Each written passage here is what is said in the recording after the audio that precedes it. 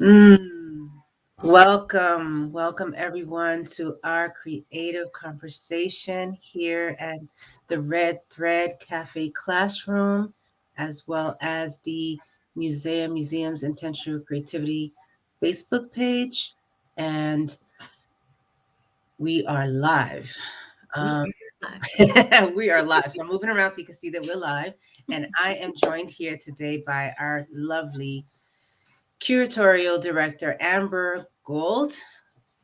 And we have a nice little delightful conversation we're going to have. So before we start our conversation, I want to bring us into presence and ask you to join us as we land in the moment. So wherever you are, if you're seated, feel into your body. If you're standing, rock a bit and ground yourself. Know that the earth is supporting you, and just be in your body. So I want to extend this red thread of connection so that we can create this quantum space where we can just talk, talk about nature and the beauty it brings, and how we cultivate our relationships and nurture it, as well as our creativity. Mm. So, Amber, Amber, it has been quite Milagros. a month. Yeah, it's been a beautiful month of co-creation and bringing dreams into form and seeing the power of our collective to advocate and to create and be a voice for the earth and for the trees. And Yeah. we're really excited. We just last Wednesday had our Mother Tree museum show and exhibit opening. And one of the reasons we wanted to have this creative conversation today is to have a bit of a follow up to that experience and reflection to share with our community because it was such a powerful event. Um, as many of you know, if you're tuning in, if you've been a part of our intentional creativity community, or you're one of our museum subscribers or guests, we launched the Mother Tree Global Call for Art back in the beginning of February, which is a collaboration with Tree Sisters International and MUSEA Intentional Creativity Museum, where we were really asking women artists, self-identified women artists, to submit a piece of art that they've created that is reflective of their love and connection with the earth and specifically with trees. We called it the Mother Tree Global Call for Art. And we were quite surprised and very happy with the fact that we had 176 submissions. So, one of our most, we'll use the word successful, but I would say like our most expansive art calls that we've hosted so far. And a big part of that was just having such an amazing collaboration with Tree Sisters and their community and their Nest community. Both are organizations that have a commitment to relationship and reciprocity and being a part of regenerating and healing our earth. And so for us to come together and be able to create collaboratively this way was so powerful.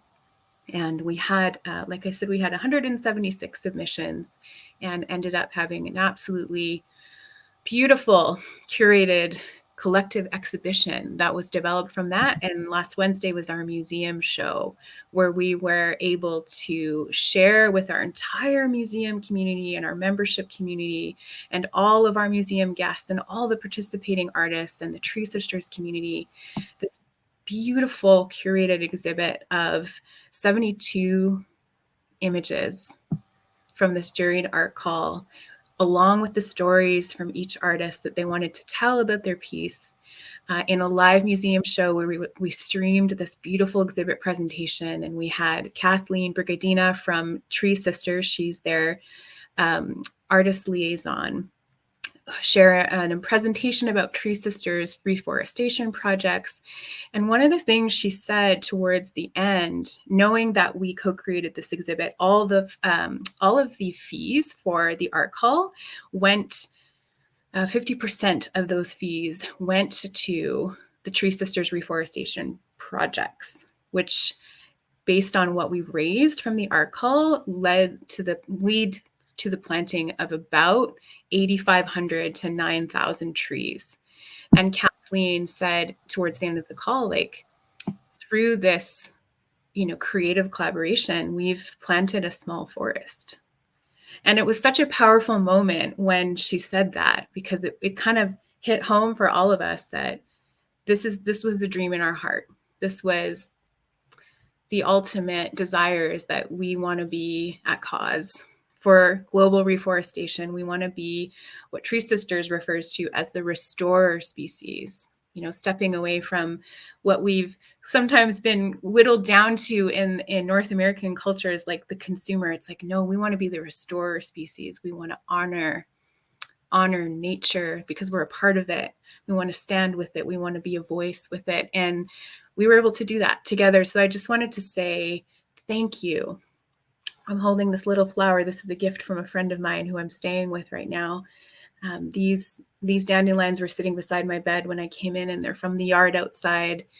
And just these small acts of beauty that move me so completely, that remind me how significantly connected we are to all life around us, to all nature. And I'm just so thankful to all of you who were a part of this amazing Mother Tree exhibition experience. If you came to the museum show, if you were a guest, if you were an artist participating in the art call, we just are so grateful. And we wanted to celebrate that today and let you know, I think you saw it in the chat, that the Mother Tree exhibit is being linked to, so you can grab yourself a cup of tea, beverage of choice, really. Mm-hmm. And we really encourage you to spend some time with this beautiful exhibit and read the stories, look at the images, watch the museum show recording if you want to hear from Kathleen. And we do I lead an honoring drum ceremony at the end to honor. It was magnificent.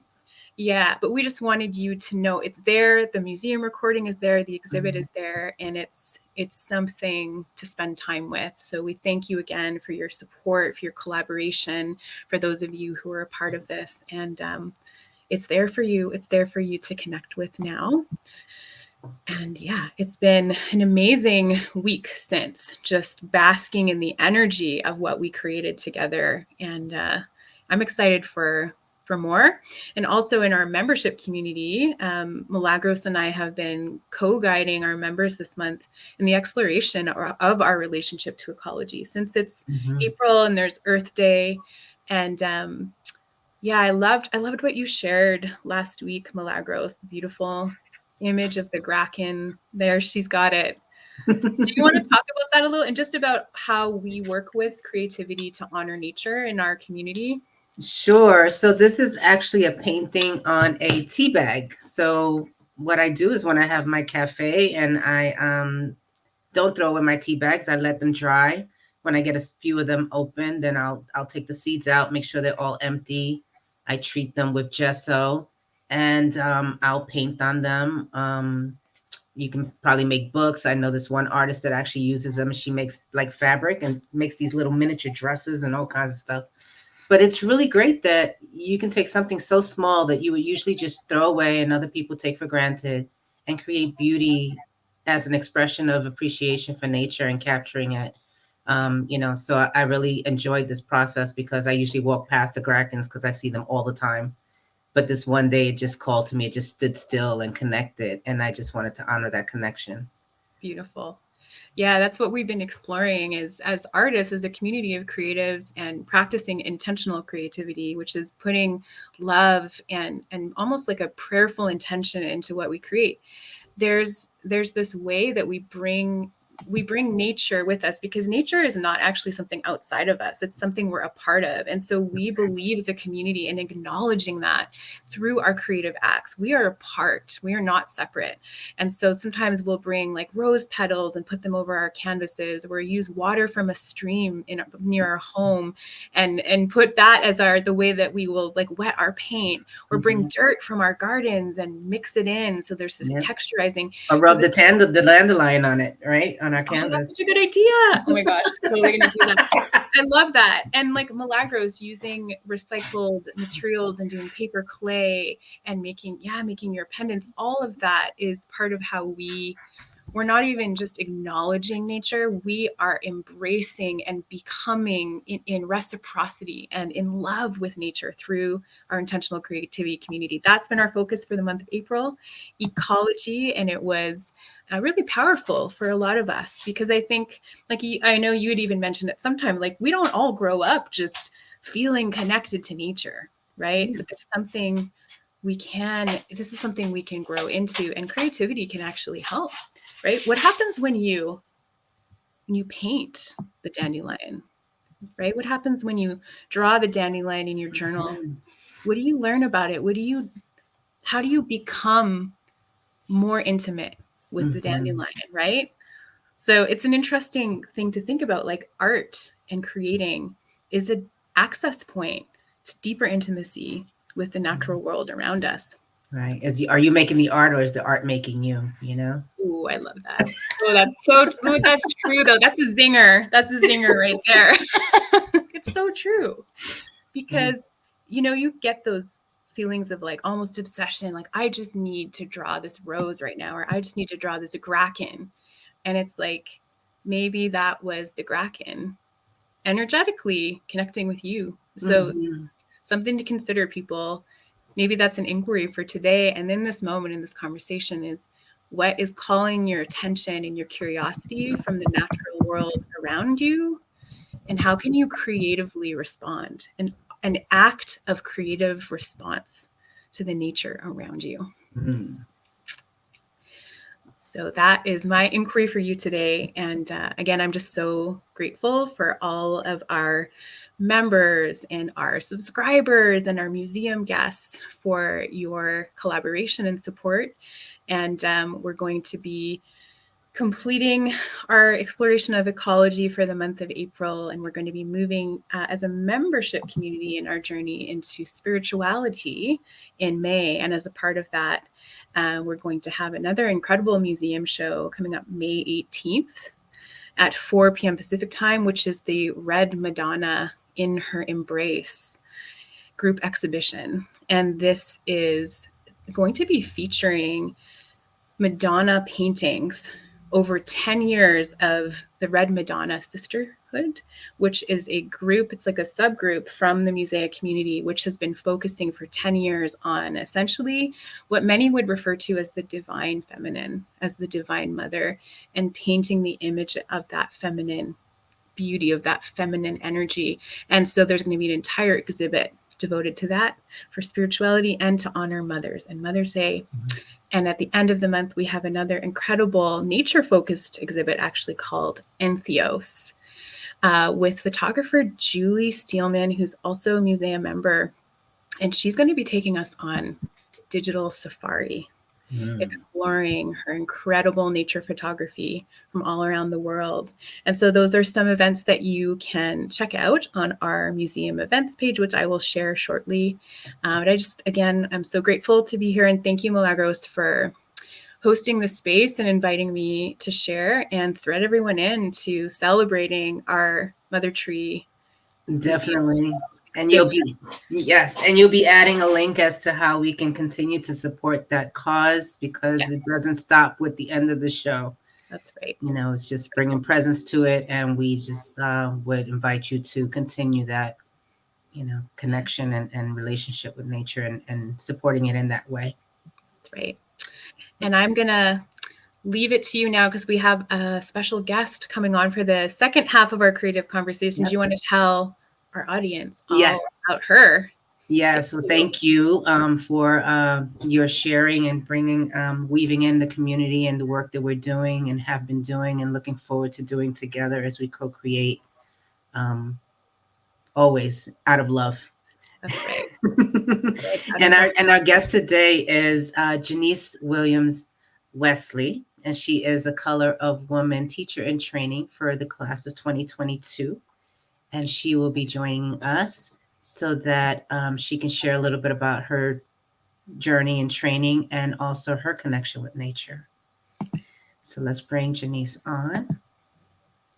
And where we are. Well, give me a second. I don't want to kick her out of the call. Add her. There we go. All right. Thank you so much, Amber, again. And we will see you in the chat. Have fun, Janiese. Okay. Thanks. Hi, Janiese. Well, Wow. Well, first, I want to thank you for agreeing to join us and be with us in this space and help Amber and I spread the word about the beauty of nature and nurturing our relationships with it, as well as our creativity. And I wanted to give you the opportunity to just share a bit about yourself to our listeners. Oh, okay. Okay, so hi, I am Janiese, and I am from KCMO. It is actually House of the Kansas City Okay. Chiefs. So, and it's so Okay, I think other, well, there we go. Janiese, give me a second. Okay. I just want to just double check because we seem to be having a little bit of streaming issues. So I just wanted you to not finish that thought. So you're from Kansas City, Missouri.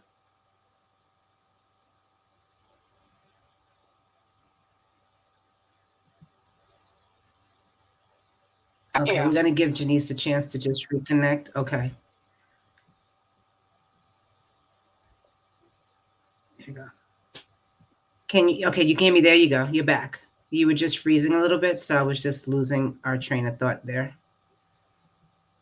And these things happen, it's technology. We can't control it. Cannot control it at all. So let's just breathe in. And you said you're from KCMO, right? KCMO, House of the Kansas City Chiefs, barbecue and fountains. Outstanding. And just to give us a feel for where you're coming from, you're a Color of Woman teacher in training, and what do you do outside of that? Okay. Okay, so actually I am a social worker, and so I am at a shelter, and so I teach art expression. I teach art expression to the staff and to the clients. Okay, so you're already doing work, creative work, and that's your passion. And how did you come across intentional creativity? What's your story, your journey about finding intentional creativity? Okay. Well, so actually I stumbled up on this. I was actually searching for art therapy, and then I ended up finding Shiloh Sophia. And so I found intentional creativity, and I was like, oh, that's interesting. And then I saw her. She had these big, fabulous hats on. and just her fashion, her fashion spoke to me. And so I was like, oh, okay. So let's check her out. She's a fashionista who is dressed up, and she's teaching art. And so I was like, oh, okay, so I am a fashionista. And so I said, okay, I teach art. And so as I sat there, I think I ended up taking 2 of the classes that she offered at the time. At the time, they were free. And Mhm. so the first one was dancing between, I think, the worlds. Yes. And so I took that and I was like, oh my God, I did not think I could sketch. You learn a lot, I tell you. They did that's our Shiloh. She definitely brings out the best in us. And when you were describing her hats and everything, I was like, that, yeah, that's Shiloh. It's like her presence is like boom, Azia. And you have to you love it or leave it, you know what I'm saying? But it's like it's always 110% love it, you know. So I'm so glad that you found her. I'm glad that you're already on a journey of using art, you know, and you're a therapist and you teach art and everything. And what we didn't share before, well, you and I shared as we prepared for for this conversation, is that you and Amber have something in common where you're also a dancer. And I know that you bring dance into your practice, but before we get into that, I wanted to just have you share with our viewers, like, what is your connection with nature? Like, how would you describe that? When did that happen to you? How has that molded you? Okay. Okay. So, well, okay. So here's the thing: as a child, growing up and stuff, and so kind of like back then, we did not have any internet or any social media, and so our parents was kind of like, okay, go outside. It's summer, and so just go outside and just be creative. Mhm. And so actually,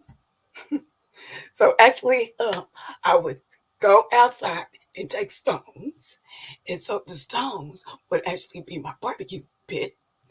And so then I would take some sticks, and then I would take some kind of, um, I think it might have been like a bush. Yeah, poison ivy, right? You mentioned poison ivy Right, there until you realized that it wasn't any good. right. So poison ivy. And so obviously I take that. And so as I took it, I also caught poison ivy. And so I kind of like spent the whole entire summer itching and scratching. However, it did not stop me from being outside. And so a couple of other things. Because see, back then we did not have a whole bunch of stuff. So hide and go seek. Oh my God, that was a game. And so instead of us finding kind of like places on the ground to hide, our particular spot would be up in the trees. Mm. Uh-huh. And so yeah, we would be up there. And so whoever was actually trying to find us could not find us. So you spent a lot of your youth just looking from the tree's perspective onto the ground, and you had a Uh-huh. different perspective on your environment. And Uh-huh. you also made a really great connection with the trees because of that. And that's really beautiful. Um, and that brings me back to the dancing. Like I said, I was called to invite you for this conversation because I know as a teacher in training, part of our training is to develop teachings. And you developed this IC session called Dancing Trees. If you can just quickly tell us about that. Like, I know you dance and you're already doing your teachings, you know, with the shelter and the Dancing Trees, I believe you had stated was something you already did. How did you weave it into your intentional creativity practice? Okay, awesome. Okay, so here's the thing at the shelter and stuff. Obviously, if okay, so here's the thing: everybody that comes in there, they are actually coming from just all kind of trauma. Mm-hmm. Okay, and so it's just so simple. If I could just take something so simple as dancing trees, and and just got like put it's got like put some kind of African. It's like African drumming and different things like that, kind of like in the background, and I get everybody up, And so it's like everybody is up and they have their canvas. And so as the drumming is kind of like going and everything, everybody's kind of like up, and they actually take the canvas and the canvas becomes their drum. And so they're kind of like hitting on it. And as they're hitting on it, I explain that this is actually opening up a portal, or it's opening up a field. And so, yeah. And so as they're up there dancing, and then they'll take it up, and then they'll hit a couple of times, and then they'll bring it back down, and then they'll put it up to their ears just so that they can see if it's speaking, if it's saying anything. And so here's the concept. The concept is I take the dancing and the art and put it together.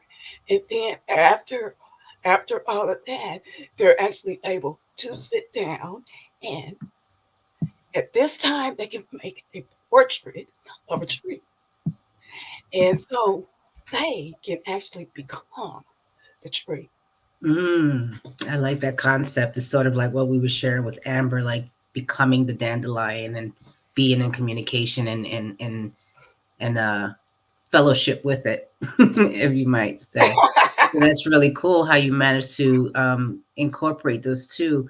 And I know that you mentioned that when you first heard about intentional creativity, you felt that thing about, oh, I've been doing this all along, but I didn't have a language for it, right? And then you had that aha moment, right? Yes. And that was just really good for you, and sort of gave you that confidence to bring this offering forward. How did it feel to how does it feel when people do your practice? How does that, how does that feel to you to know that now that it makes sense to you, and you have that more that higher level of connection with the process and knowing what it's doing energetically from the teacher's perspective? But does it help you notice how other people are impacted when they take care of teaching? Honestly, it is a humbling experience.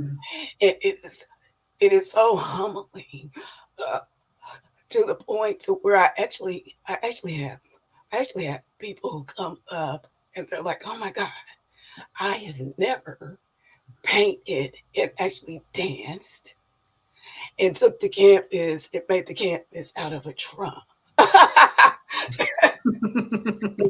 And that was like, oh my God, oh my God. And they're like, oh my God, this is so therapeutic. This is so therapeutic. And it's like, before I came, I was so stressed. And then they'll say, oh my God, I was so scared because honestly, I did not even have a clue of anything to expect. And then you come out, and then you got your African drumming in the background, and then we're actually up and we're actually dancing, and then we become the trees, and it's and It's awesome. Well, I honor you for being brave, because I know that when we first met, we connected just to ground you and get you acclimated to the environment of the teaching, being a student, and you've just been skyrocketing. And I just want you to know that I see you. And just bringing our conversation back to our connection to nature, how has intentional creativity impacted your relationship with nature? Oh my goodness, it has been, oh my God, it has been so powerful. It's been so powerful and so humbling. And I'm saying, okay, and so here's the thing. I am saying humbling because it is actually teaching me to kind of like go in myself. And actually, and it's like as I go in myself, and then I actually take that's in and bring it out. And so it's actually teaching me that, hey, I am enough. And hey, I am an artist. Okay. And I can do this. I can. I can. And so oh my God, this whole experience has been, oh my God, it's been so powerful. It's been so powerful. Oh my God. That's good. That's all I can say. Well, I'm glad for the blessing to witness you, and I just really want to ask you one more thing. Let's see. So, what is your favorite practice, like related to art, to creativity? What is a spiritual or creative ritual that you use regularly that helps ground you with nature and getting access to that inner wisdom and or tree wisdom? Yes. Oh, okay. And so, okay, so here is something, and here's the thing. I've actually, I've actually done this as a child, and it is actually something I am still doing, and that is to either go outside in my bag, or perhaps go to a park where there are some trees. And so I typically find a spot on the grass up under the tree. I sit down, I take my books, my journal book, and so I'll just sit there. And sometimes, as I'm sitting there, I kind of have a tendency to kind of lay back up on the tree, and then I'm always actually trying to see how far the tree goes up. And so, as I'm doing that, I'm sitting, I'm pondering, and then I'm sitting because I'm expecting to hear something. I'm expecting to hear. I'm just expecting to hear the tree itself speak wisdom, and and actually, it speaks. Mm.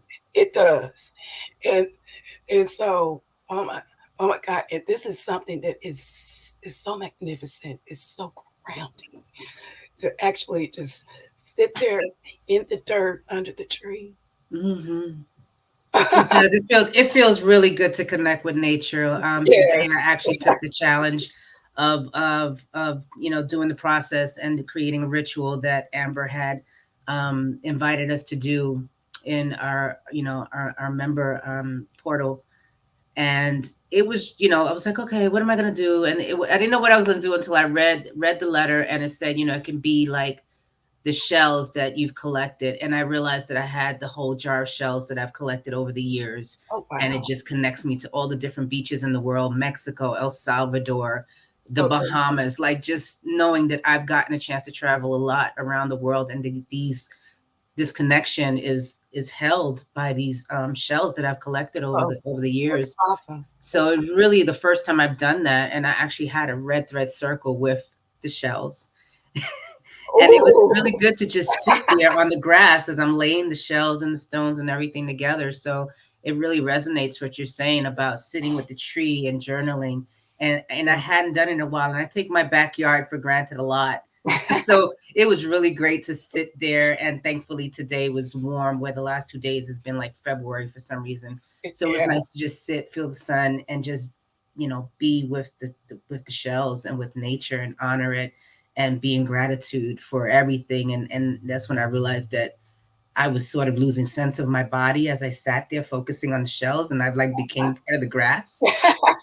So I get you when you say you listen, and I was just bringing that up from my own personal witness of my experience with that connection with nature. And that's what we just been trying to share here today is how do we nurture and honor nature and nurture our creativity, and how can we use our creativity to be inspired by nature through our creativity, or include nature in our creativity. And there's just so many different ways. It's just but it takes for us to bring presence to it, and then choose to be in love Yes. with Yes. nature. And like Amber said, the nature without and the nature within.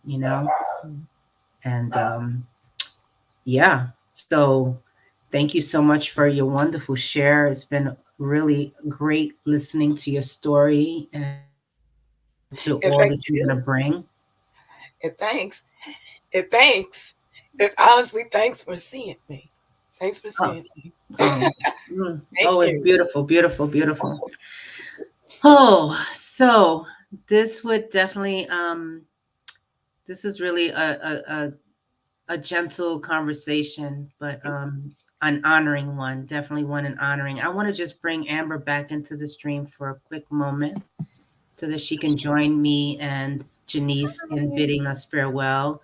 The only thing I want to remind us is that this Friday we do have a pop open studio for our members, and that is our weekly open studio, which is 3 hours. That's hosted Monthly. by monthly. Sorry, oh yeah, I'm just putting it out there. She just wants to do it every week. She wants to hang out and paint and have a DJ every week. I don't blame her. It's a pretty, it's a pretty special thing we do as a part of our museum membership, where Milagros and Samaya Wisdom Yates, who is the DJ, they really bring it. They bring this space where you can freely create and also be supported and ask questions and share. And there's a dance party going on. And for anyone who ever needs a little boost to get creating, you know how sometimes we can get into the doldrums with creativity where you're like, I don't know what I want to do, or like, I don't know what to do with this painting.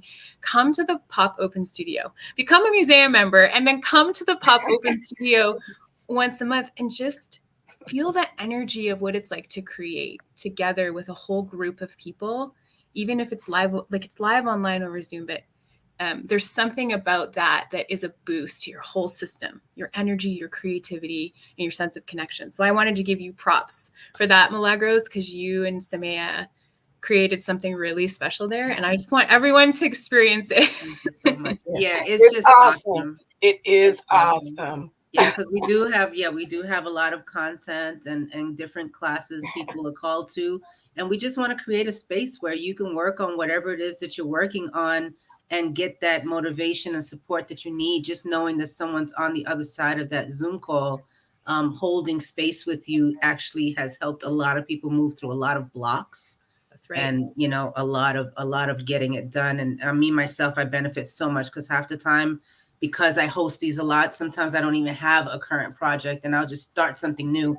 Like this painting behind me, I actually started it because I did this one pendant. Oh, wow. So I used that to inspire me for the larger 30 by 40. Okay. Awesome. This is how Milagros is, though, you all. This is why it's so inspiring to work with her in Circle, because she'll have like nothing on a canvas. 2 hours later, a masterpiece. And it's all just flowing from her heart and the community energy. And honestly, like you can see how she's creating from the community. It's so powerful. It's like watching a live art installation. Oh, wow. Thank you so much. Thank you. It's a pleasure. It's just an honor. And I just, you know, I'm grateful for the opportunity to hold space with and co-create with our community. It's just so robust. And we have so many talented and loving people, because talent really has nothing to do with it. Just people who live from love and just want to express, you know, themselves so that we can be better for it. Yeah. So definitely. True. Real quick. Also, we have our if you're a BIWOC, Black, Indigenous woman of color, a self-identified woman of color, and become a member. If you haven't, if you're not a member, part of our membership, we also invite you to join our circle. We have a monthly circle for our BIWOC community, and that is actually tomorrow. So if you become a member today or first thing tomorrow, you will be able to get access to that call and join us so that we can come together in our sisterhood. Yeah, and for those who are interested in that Black, Indigenous women of color circle, if you do sign up to be a member today, you can reach out directly to our support to make sure that they get you included and added to attend the BIWOC circle tomorrow. So you can email support@musea.org if you decide to go that route. Yeah, super excited about that. I just wanted to say thank you again, Janiese, for what you shared. Your whole story just like moved my heart so deeply. And I could picture you there as a kid, as a little girl. And it's sort of, I saw the frequency of how the seeds for everything you are now and everything you're doing were planted in that creative time you had out in nature. And it just came full circle for you in what you're doing right now. And the fact that you could hold such a beautiful workshop with the drumming and the art and listening to the canvas is like, it all started there in the seeds of your childhood, and it's beautiful. Yeah. Thank you. Oh, thank you. Thank you, sisters, for joining me. Yes, yes, yes. And with that, we will release you all and to just keep love at the center of all your choices now and forever. Be well, and we'll see you around. That's right. Nurture nature, nurture your creativity. Yes, always. Bye. Bye.